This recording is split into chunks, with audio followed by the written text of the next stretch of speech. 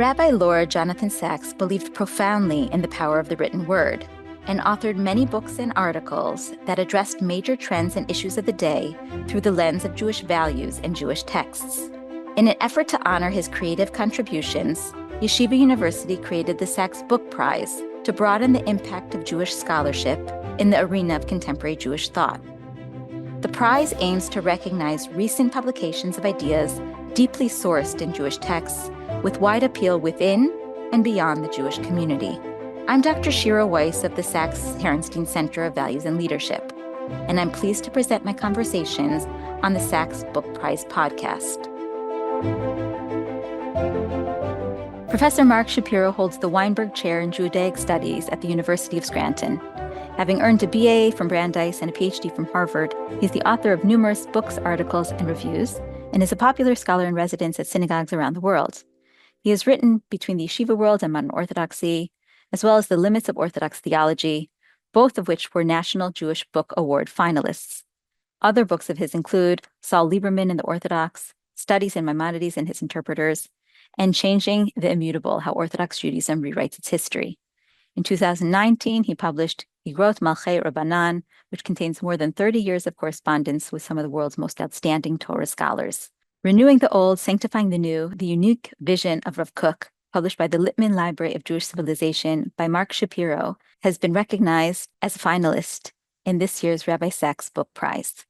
Congratulations, Marc. Can you describe how the thought of Rabbi Jonathan Sacks, the namesake of this book prize, has influenced you? Well, I think myself, like everyone else, was so impressed by the idea that you have a traditional Jew who's a public intellectual. I mean, the leading Jewish thinker the world over, I would say. He was a model, I would say, of combining Torah values with deep engagement in modern thinking. And I was always curious what he would have to say about certain issues. I do have to add something, though, I think your readers might find interesting. And the listeners might find interesting.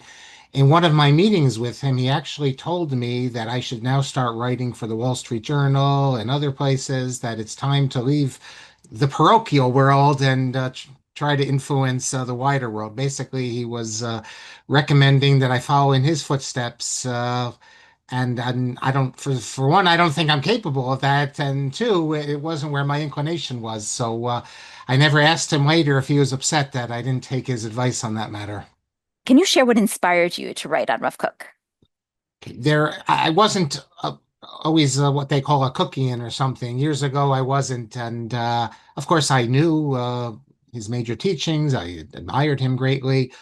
But most of these teachings that people know, if they know about Rav Kook, are really focused on the land of Israel and the redemptive era he thought we were in.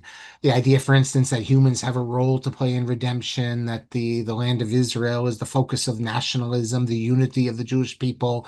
Even sinners contribute to this, the end of days vision he has. And that's well known. However, in 1999, a volume appeared called the Shmona Kvatzim, which so many of Rav Kook's writings come out of that, including Orot and Orot HaKodesh.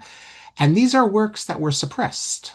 You know, they removed portions of it to create books, but a lot of it was suppressed. And subsequently, about 10 other books appeared, including a Guide to the Perplexed that Rav Kook wrote at the end of the 19th century. And when I began reading, beginning with Shmona Kvatzim and the later works, I found that he really has a lot to say to everyone. Not obviously the land of Israel is important for him, but before he moved to the land of Israel, that's not where his focus was. And it's a much broader understanding of who Rav Kook is, and his appeal is much broader. And that's, I think, the issues I focus on in my book really have nothing to do with Zionism, whether you're a Rav Kook Zionist or not. These are just general issues that every thinking Jew really, I think, is concerned with. Why were those texts suppressed? Well, there's a few different ways to look at it. We've never really got a straight answer. It appeared, well, it's certainly because it's provocative, too subversive. The question is, though, is the concern in the religious Zionist world that people would think it's too provocative, or is it more that the Haredi world would use this to attack Rav Kook? it's never been clear exactly which direction it goes. And there's also another approach that some have suggested. Kook made the claim that a number of Kook's ideas were chutzlaretz, were diaspora ideas, and when he came to the land of Israel, they were superseded. So ideas, for example, universalistic ideas, many other things were superseded, he claimed, by the Torah Eretz Yisrael. Rav Kook never said not to publish these writings, and maybe some of them were superseded, in which case we have to speak about two Rav Kooks, because he's still a great figure in the diaspora. But Rav Kook himself never said that, and he also said that all the light must get out. His books have the title Light, many of them, so he said that you can't hold back the light. But he also said that, but I don't have total control because my censors, he referred to his son and Rav Charlap and the Nazir as his censors, my censors don't let me publish everything. So you see, on the one hand, he hoped that everything should be released. On the other hand, he recognized that his censors, and that's what he called them, were not yet prepared to release everything. And in 1999, Rav Kook also had daughters. The copies of this book, of the collection, Shmona Kotsim, were also found among other family members, and they just released it. This was after Tzvi Kook passed away. The Guide of the Perplexed, Shachar Rahmani, who's a scholar in Israel, was working on it for his dissertation, and then it mysteriously appears on the internet in 2014. No one to this day knows how it appeared. And a number of the other books also, it's not clear how they arrived at the address that then were published. But the embargo has been broken down.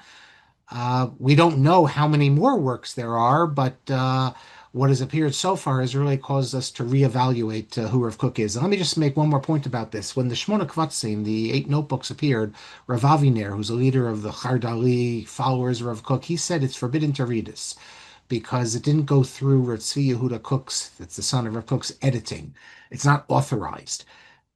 Well, we're now 25 years later, and Rav Aviner cites the Shmona Kvatzim all the time. In 2014, when the guide of the perplexed of Rav Kook, Vinvuchei Ador, appeared on the internet, and then a couple years later, in a nice edition with footnotes, Rav Aviner said the exact same thing. So I have no doubt that these works of Rav Kook, they will be accepted by everyone eventually, and there's no controlling. We don't have the gate masters anymore. We can see what the master said in his own words. You write how Rav Kook notes that just as in halacha, if one does not understand the basis of halacha, he'll be led to excessive stringency, that the same applies to matters of Jewish thought. Can you explain?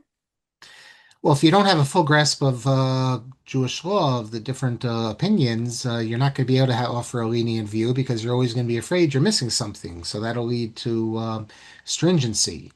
Only someone, the expression yeshivas is called broad shoulders, can have the kocha deter adif to offer a lenient view. But it's the exact same thing Rav Kook says with when it comes to matters of Jewish thought. There's a whole school of thinkers that are unknown in the yeshiva world. One who doesn't know Maimonides, Rav Sadia Gaon, Kreskas, Ralbag, Albo will not realize how broad the Jewish tradition is and the philosophical tradition.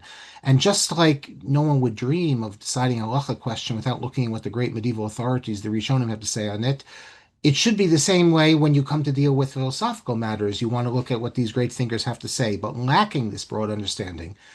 It's often been the case when rabbis deal with these philosophical matters, they don't have this broad perspective. They don't know about these other views. They know what they were taught, and therefore anything outside that little box they regard as out of bounds, even heretical. And this includes often viewpoints stated by leading thinkers. And they can only come to this conclusion because they're unaware of what the great medieval thinkers said on various issues. So that will lead to what Rav Kook calls excessive stringency in matters of thought. Basically, the assumption that everything that they believe is a principle of the Torah. Now, the problem is that you're going to have people who recognize that there's much more than this. And since they're being regarded as out of bounds, then they're going to feel no need to remain in the community. It'll lead them to completely abandon traditional Judaism. Furthermore, Rav Kook, this is another important point, this lack of distinction between principles of faith and doctrines, which maybe are true, maybe not true, but are certainly not binding, not authoritative. Once everything becomes a principle of faith, if someone no longer feels connected to it, doesn't believe in it, then they're not going to remain part of the community if they're already regarded as a heretic. Now, if Cook doesn't say exactly what he's referring to, but I think it's obvious in context. He's referring to matters such as evolution, the age of the universe. And when you tell someone with a scientific education that you have to believe that the world is under 6,000 years old, and that is not just a true belief, but that is a dogma, denial of which is heresy. If the person doesn't believe this and he can't believe it because of his education, then what's keeping him in the tradition? So that's an example of Cook means when he says that stringency in matters of faith will drive people away. I want to follow up on both the concept of principles of faith and this idea of excessive stringency, especially in light of your earlier work, The Limits of Orthodox Theology, Maimonides' 13 Principles Reappraised, in which you challenge the authoritative nature of Maimonides' 13 Principles. Regarding dogma, Rav Kook argues that incorrect beliefs does not make somebody a heretic, but rather only if the mistaken belief leads to actions. And he rejects Maimonides' view that the denial or even the doubt of a principle of faith constitutes heresy. What do you think motivated his view, and how do you regard it? This is a very interesting text. It's in the Shmona Kvatzim, and had it been released by Ritzi Yehuda Kook, maybe it could have saved the religious Zionist world some of the heresy hunting that went on. Rav Kook, it's a radical idea. He claims that he's following in the tradition of the Ravad, Rav Avraham ben David. Rav Avraham ben David famously said that unintentional heresy, that is, what he didn't really regard it as heresy, perhaps, but it deals with the Maimonides says if you think God has a physical form, you're a heretic. And Rav Avraham ben David said, well, who says? If you don't know any better, it's an innocent error. Later, Rav Yosef Albo assumes that it is a heresy, but nevertheless, if you don't know any better. So there's a whole tradition dating from the Ravad up until contemporary times of great thinkers who said that heretical belief has to be something that is intentional, that you know you're denying the Torah, but not if you don't know any better. So Rav Kook really expands this. He says he's following in the Raavad's approach. It's a little different, and but he says that just you're a traditional Jew, you observe all the mitzvot, but you have a private idiosyncrasy. You're orthoprax. You don't accept a certain dogma. If it doesn't take effect in the real world, you are not one of these, your belief is incorrect, but you are not one of these people who are regarded as heretics. Now, he doesn't tell us what leads him to this, but I think we can assume that he's confronted with the phenomenon of people with modern times, you're going to have many people who are no longer bound intellectually to certain dogmas, but yet they lead traditional Jewish lives, and they're struggling with biblical criticism, something he speaks about, or a variety of other matters. He's not prepared to read these people out of the faith as if they're no different than just the typical heretic who on Yom Kippur is eating pork or something like that. These people are special. There's something special about them. They're erring in certain matters, he believes, but they are not who the sages referred to when they spoke about the heretic. Not only does he have an inclusive approach regarding dogma, but he also argues regarding the irreligious, that as long as they are focused on ethical activities, what we might call social justice, those activities are to be understood as a search for God, since the aspiration for justice represents, as you write, divine influence. Now, you note the irony that Rav Kook viewed the actions of the anti-religious, the chalutzim, the pioneers who created the new society in the land of Israel, as involved in a Torah pursuit. Can you shed light on his attitude? Sure. A couple things to say. First of all, for Rav Kook, a Jew can't stop being a Jew, even if he wants to. And Rav Kook was moved by a phenomenon. You have Jews going to the land of Israel, the end of the 19th, early 20th century. They could have gone to Paris, to America, to London. They could have assimilated. They could have done lots of things. Instead, these Jews who claim to be not just irreligious, anti-religious, are going to the land of Israel. The best years of their lives, they're clearing malaria swamps and dealing with a dangerous situation. These are people who are special people. And there's something inside them. He calls this a segula, that we cannot look at them like we look at typical rejectors of the tradition. And one of the characteristics of these people is the willingness to give to the for the other. Social justice, to sacrifice for their neighbors. How are we supposed to judge people like this? This is a completely new phenomenon in general. It used to be in pre-modern times, the only reason someone would do the good and avoid the evil was because he thought that he was going to be rewarded in heaven or punished. Now we have a phenomenon of people who deny the existence of an afterlife, of reward and punishment, and yet sacrifice themselves for the other. So Rav Kook sees these people, although they don't sense it, he sees this coming from deep inside their soul. That he says that the aspiration for social justice to do good is really coming from this divine influence that's inside them. And they don't recognize it yet, but that's where it's coming from. And it's important to make another point because Rav Kook was challenged for his embrace of the irreligious, the anti-religious, by Rabbi Yaakov David Wolofsky of Tzfat, formerly he was in Slutskin in Chicago, because he pointed out that there's halachic rulings on how we deal with Sabbath violators and heretics, and Rav Kook apparently is not following this. He's embracing them, and Rav Kook, in an amazing letter, in the first volume of his letters, says that when, for example, when the Maimonides or the sages or the Shulchan Aruch, when they speak about a heretic, an evil one that we keep away from, they're talking about those Jews who do not have what he calls a segulah, this special nature that connects them to the Jewish people.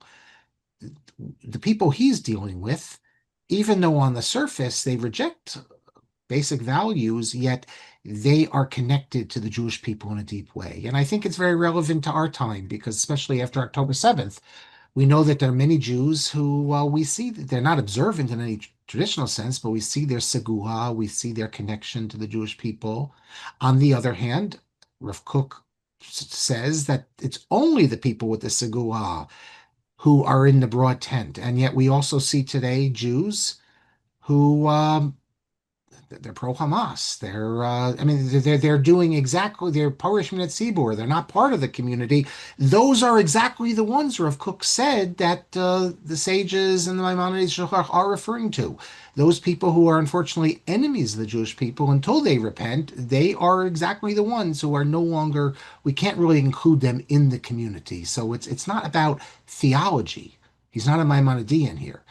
An Neturei Karta person who has the right theology, but it joins with the enemy of the Jewish people, has lost the segula for Rav Kook. On the other hand, those irreligious, even anti-religious Jews, who unfortunately do not see the error of their ways in the theological, halachic sense, but they're connected to the Jewish people in another way because of the segula. And the proof of this is how they struggle and they work for the land and for the people. Can you speak about Rav Kook's conception of natural morality as a form of divine revelation and its implications? It's a fascinating passages he had there, with some of which were suppressed, not all of them, but because of its the provocative nature. He speaks about Musar TV, natural morality, which someone knows intuitively.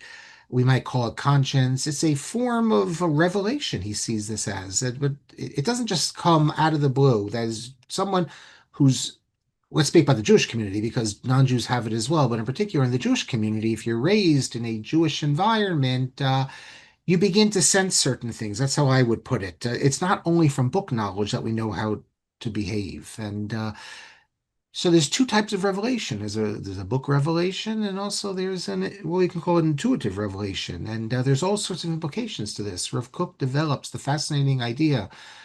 Well, I mean, in yeshivas, for instance, we're taught that it's a one-way street. Everything comes from the rabbis to the masses. They tell us how to live. Rav Kook says no. Yes, of course, the rabbis are important. They can tell us what the halacha is and they can teach us things.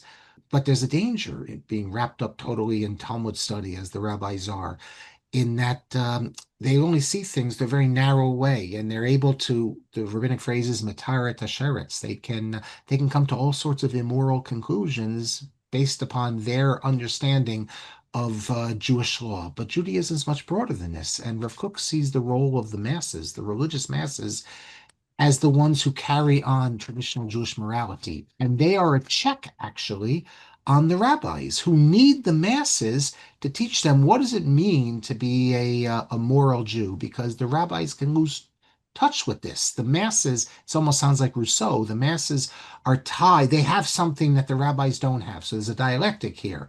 That's what I think is so fascinating. And remember who he's speaking about. He's not speaking about masses who did daf yomi every day. He's speaking about, maybe think of your grandparents who maybe weren't learned or anything, but they knew what it meant to be Jewish, and they sensed it, and they didn't learn it from any books, but it was just something they knew through osmosis. And I don't know of any other Jewish thinkers that raised the masses, the Hamonam, to such a level, in some ways even on par with the rabbis in certain areas. And as he says, the rabbis who ignore the masses do it to their own detriment because they are the natural people. They carry the natural morality. And it really fits in so well with Rav Kook. Everyone in this world has a role, has something to contribute. And we know obviously the rabbis contribute, the scholars. Now we know what the masses contribute. And it's a vital relationship. I think it was suppressed, some of these passages, because they are subversive. In some ways, the masses, the religious masses, come out on top. I mean, the very idea that the rabbis need the masses for anything is, I could see that's problematic. But as Rav Kook explains, the Jewish masses, who have what we can call the sense of the faithful, they carry something very holy. Again, it reflects a very inclusive attitude and approach. Yes, indeed. You mentioned the reflection of the Jew post October 7th with regard to his inclusive approach to the anti-religious or the irreligious having divine influence. Can you explain in other ways the relevance of Rav Kook's teaching today, or how we could extract lessons from Rav Kook and apply it to contemporary Jewish thought or contemporary Jewish society? Look, there's so many areas, and you mentioned the irreligious. Remember, the important thing there was that it was the irreligious. They sensed something that the religious did not, that after 1800 years in exile, God was calling us to return to become a complete people, not a defective, partial people. And it was the irreligious that would be the ones to once again bring out what used to be part of the Jewish people, strength and building roads, all these sorts of things. Whereas the rabbis kept the holy part and the Talmud, the halacha, and then of course the idea was to have a new Eretz Yisrael Jew where each gives one to the other. That remains very relevant today. Not everything I'd be the first one. Not everything Rav Kook says has enduring relevance. I think we need to speak in terms of enduring and transitory. That's with all thinkers. However, with Rav Kook, there's so much that's enduring and so much that's important. Rather than speak about things that so many have spoken about, let me mention a few things I speak about in the book, and that's the curriculum, the broadened curriculum. Rav Kook himself had a very broad curriculum when he already was a yeshiva student in Volozhin. Most people there just study Talmud. And from the Lithuanian world, he studies Maharal, he studies Chassidut, he writes poetry, and he believes that there must be a broader curriculum. His student, the Nazir, created such a curriculum that was never actually instituted in his yeshiva, which itself is a question. But when we return to the land of Israel, we have to broaden ourselves. A single-minded focus only on Talmud will be disastrous for some people. Some people it's fine, other people not. Secular studies. He speaks about the importance of secular studies as we enter this new era. We didn't need secular studies in Eastern Europe. But now that we're entering a new era, we're coming back into history, as it were. Secular studies are very important, and he waxes eloquent even about that, saying that sometimes people who oppose secular studies, talk about rabbinic elites, they really deep down oppose all knowledge. How we interpret that's a different question. He tells us that Jewish law, as we have it, is not the end. That we will enter a new era with the Sanhedrin, and there will need to be a reworking of Jewish law to align with a free people living in their land. This is an idea, I understand some people take it as radical, subversive, but it's completely based on Maimonides that the Sanhedrin, through the use of drashot, can update Jewish law. And therefore, a modern Jew doesn't need to feel like he's throwing off the yoke, for instance, if he says that, in his opinion, such a law will cease to exist in the Messianic era. Anything is possible for the Sanhedrin. It's the job of the Sanhedrin to see which laws need to be updated. Rav Kook says that a lot of the stringencies we have were only due to the experience in the Galut. And in the Messianic era, well, sometimes you read it as Messianic era, others when we return to the land of Israel. It's unclear exactly in each, it's unclear whether you need the Messiah for all of these matters. But let's assume for now you do. He says that many of these stringencies will go by the wayside because they're not suitable for a free people living in the land of Israel. But there'll be other stringencies, other chumrot, which are applicable.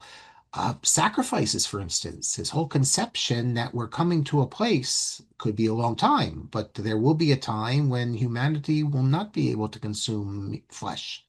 We will return to the vegetarian state, and therefore sacrifices are going to have to evolve into something else other than physical sacrifices. Now, for a long time, the question was how that would happen, because it seems to go against Maimonides' ninth principle, unless he would have rejected that. But it turns out he doesn't. One of the new writings that were published in recent years, Rav Kook explains that his approach is not in opposition to Maimonides, and gives all sorts of options how a future Sanhedrin will change the sacrificial system from meat into a vegetarian system. He provides actually the drashot as if Rav Kook is on the future Sanhedrin. He gives various options. One of his options is that animals, in a Kabbalistic way, will be raised much higher than they are today, in which case they are not the animals that we were commanded to sacrifice. The Torah speaks about reach nichoach, a sweet savor. But if we physically can no longer take any life, even animal life, it won't be a sweet savor for us. So he's basically providing the stepping stones to how a future Sanhedrin will update Jewish law, and he says that that's the job of the Sanhedrin.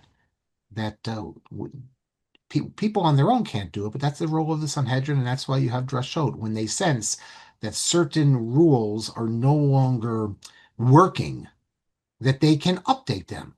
And that's it sounds conservative or reform, but it's not. It's completely in line with how Maimonides in Hilchot Mamrim describes the role of the Sanhedrin. It's just that we've been without a Sanhedrin for so long that people forgot how Jewish law is supposed to operate. In fact, Rav Kook says that Talmud Bavli, the Babylonian Talmud, was the work for the diaspora.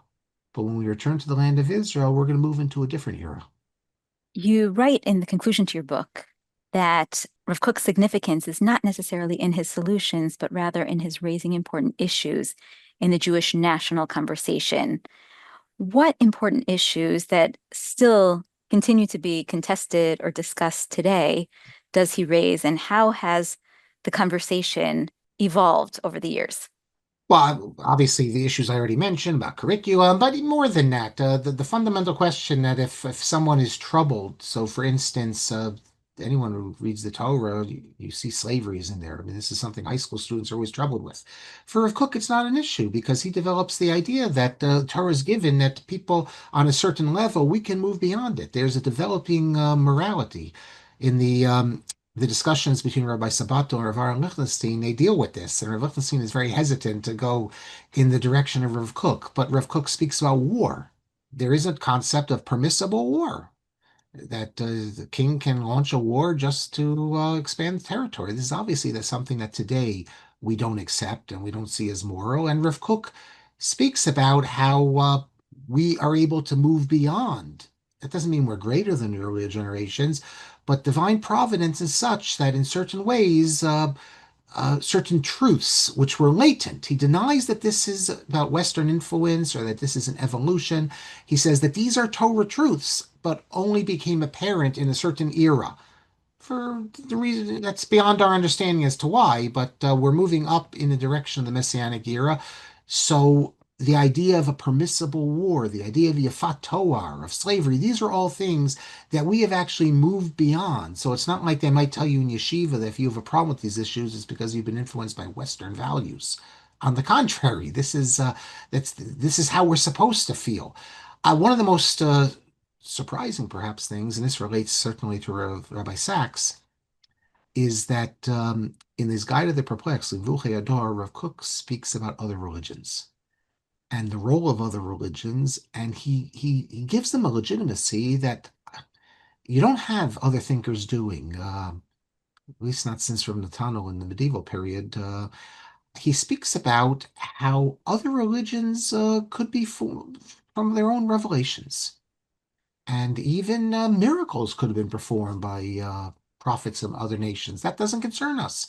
Our religion, of course, is the most perfect and the highest, but other people can have their own relationship to God. It's unfortunate that Rabbi Sacks, when he wrote Dignity of Difference, didn't have access to these texts because a number of the things he says, he would have been very happy, in the first edition, he would have been very happy to have seen Rav Kook was really on the same wavelength. And today is when people are thinking about the place of other religions in the world, I think they'll find, even if they don't accept everything Rav Kook says on this, they'll find what he has to say very provocative and very insightful because Rav Kook really understood that it's a great big world out there. And the idea that God is only concerned or God only speaks to the very small Jewish people, even though we are, if you say, the chosen people, but God has a relationship for the entire world, and every nation has a value, every person has a value in these nations, and the Jewish covenant does not preclude that there are other covenants, and that this is the late Eitam Henkin. He either told me or he wrote to me, I forget, or he wrote it, I forget now. But as I recall, he thought that that's the reason that the Rinvuch was not published, that Rav Kook's musings about the role of other religions, which he doesn't come back to in his later writings, he thought that was too explosive. What do you feel is most significant in what you discovered while researching these suppressed texts and writing this book? And what do you hope modern readers take away from this work? Well, I think returning to what I just said, I think personally, I think the idea of the masses, the religious masses, as being carriers of religious, not just of religious truth, really, as a that the sense that they are not just along for the ride, but they have something vital to contribute. And subsequently, I found Rabbi Soloveitchik has a very similar passage as Rav Kook, and I have a list of others who say similarly. That I think is important, and of course, his views on world religions. We're in an era now that I think most people understand, like I mentioned before, that the old approach of just negativity when it comes to other religions, that's not appealing to people, and there's enough Torah sources that's speak in a different direction. That Rav Kook, yes, he might develop them beyond what some people are comfortable with, but the idea that we have to recognize that God is not just the God for the Jewish people. He's the God of the entire world. Yes, the Jewish people have a special connection to him, and the religions of the other nations could have dross and could have problems with them. But Rav Kook insists that they also are a benefit to the people, the nations. And it's not just an accident, but they serve a valuable role, and that's beyond just the limited question: are they religions of idolatry or not? Because as our Cook says, even idolatry can be a good for certain people. That is, it gives them at least some morality in their lives. Hopefully, they'll move beyond that. But as long as they're not yet ready to move beyond it, this is a value for them. So Rav Kook is inviting us to really judge with an open mind various phenomena in the world, how people relate to the divine, and what religion does to them. And really, it's very hard to judge another religion just in a vacuum, theological vacuum, and look at it on paper and say, categorize it, good, bad, ugly, all that, without knowing in the real world how these religions impact people and their benefits. In fact, Rav Kook says something which, as far as I know, there's no source for this, but he says it that in the land of Israel, that's the land of Israel is supposed to be on a higher level, and no idolatry is supposed to remain in the land of Israel, and it was uprooted. But Rav Kook says that depends on the Beit Din, the court. Let's say the Sanhedrin of the time. It could be that the court will see that by saying court, he means the religious authority, because in his conception, the king works together with the religious authorities. They could conclude that the non-Jewish masses, that in their circumstance, that their idolatrous religion is actually more of a benefit for them than having no religion. That is removing that. So there's a perfect example of Cook. Although on the one hand, if you look just at the texts, we have, it seems to be completely uncompromising in their rejection of anything that even comes close to what we would call idolatry. Rav Kook is willing to give it a temporary legitimacy for people who are not yet ready to have a pure idea of God.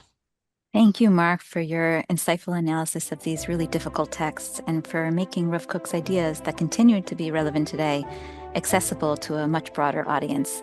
Congratulations again for being recognized as a finalist in the Sacks Book Prize. Okay, thank you very much. It's a great honor. Thank you for listening. We hope the Sacks Book Prize will catalyze more inspired and inspiring Jewish writing and scholarship.